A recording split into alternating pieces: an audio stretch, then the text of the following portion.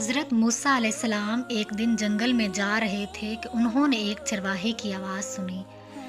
وہ اونچی اونچی کہہ رہا تھا، اے میرے جان سے پیارے خدا، تو کہاں ہے؟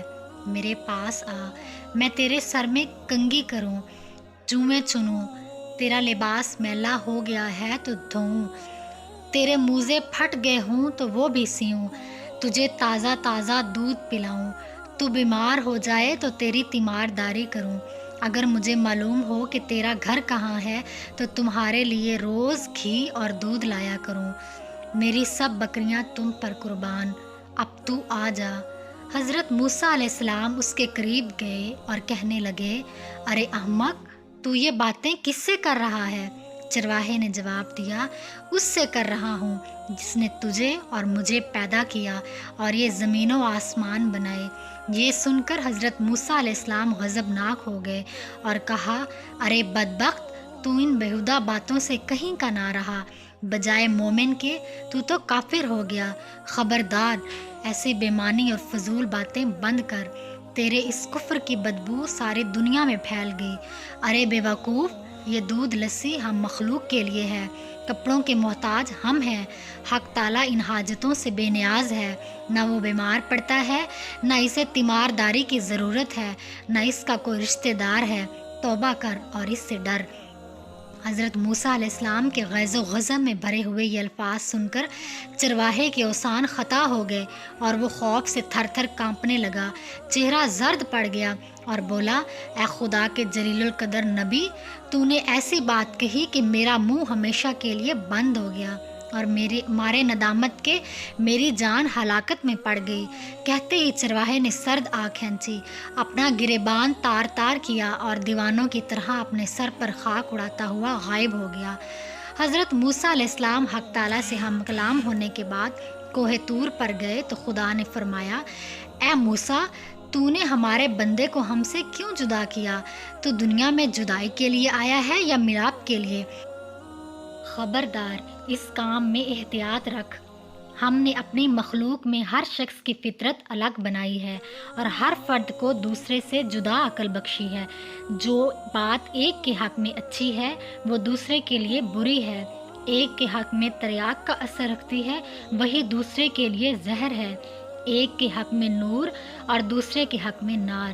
ہماری ذات پاکی و ناپاکی سے مبرہ ہے، اور اے موسیٰ علیہ السلام، یہ مخلوق ہم نے اس لیے پیدا نہیں فرمائی کہ اس سے ہماری ذات کو کوئی فائدہ پہنچے، اسے پیدا کرنے کا مقصد یہ ہے کہ اس پر ہم اپنے کمالات کی بارش کریں۔ جو شخص جس زبان میں بھی ہماری حمد و ثنا کرتا ہے، اس سے ہماری ذات میں کوئی کمی بیشی واقع نہیں ہوتی۔ مدح کرنے والا خود ہی پاک صاف ہوتا ہے۔ ہم کسی کے قول اور ظاہر پر نظر نہیں رکھتے، ہم تو باطن اور حال دیکھتے ہیں۔ اے موسیٰ، خرد مندوں کے آداب اور ہیں، دل جلوں اور جاں ہاروں کے آداب اور۔ حضرت موسیٰ نے خدا کا یہ عتاب آمیز خطاب سنا تو سخت پشیمان ہوئے اور بارگاہ الہی میں نہایت ندامت اور شرمساری سے معافی مانگی۔ پھر اسی اضطراب اور بے چینی میں اس چرواہے کو ڈھونڈنے جنگل میں گئے۔ صحرا و بیابان کی خاک چھان ماری پر چرواہے کا کہیں پتہ نہ چلا۔ اس قدر چلے کہ پیروں میں چھالے پڑ گئے، لیکن تلاش جاری رکھی۔ آخر آپ اسے پا لینے میں کامیاب ہوئے۔ چرواہے نے انہیں دیکھ کر کہا، اے موسیٰ، اب مجھ سے کیا خطا ہوئی ہے کہ یہاں بھی آ پہنچے؟ حضرت موسیٰ علیہ السلام نے جواب دیا، اے چرواہے، میں تجھے مبارک دینے آیا ہوں۔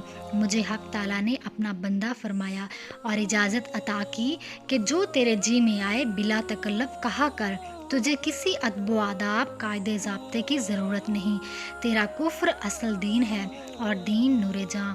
تجھے سب کچھ معاف ہے، بلکہ تیرے صدقے میں تمام دنیا کی حفاظت ہوتی ہے۔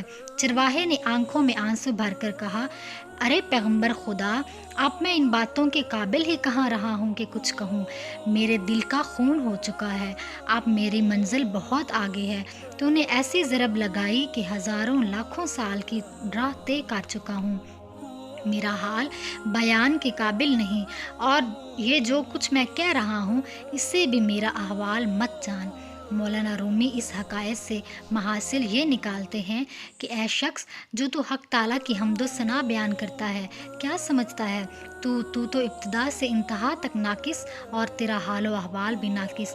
یہ محض اس پروردگار رحمان و کریم کا کرم ہے کہ وہ تیرے ناقص اور گندے تحفے کو قبول فرماتا ہے۔